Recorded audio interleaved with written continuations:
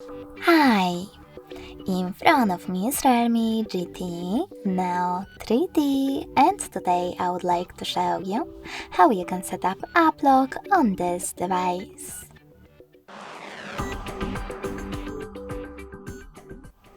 Firstly, open Settings and scroll down. Then choose Privacy section. Following that, click on App Lock and tap on this sweater next to App Lock feature.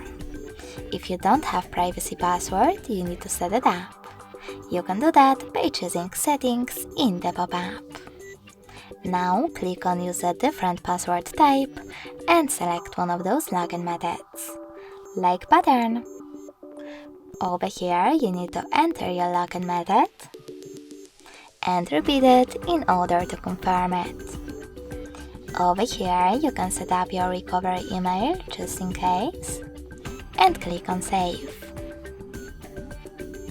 You also need to answer this security question, or if you don't like it, click on it and pick one of those.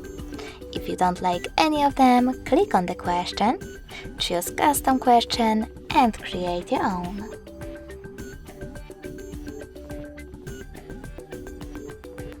Save it by choosing Confirm.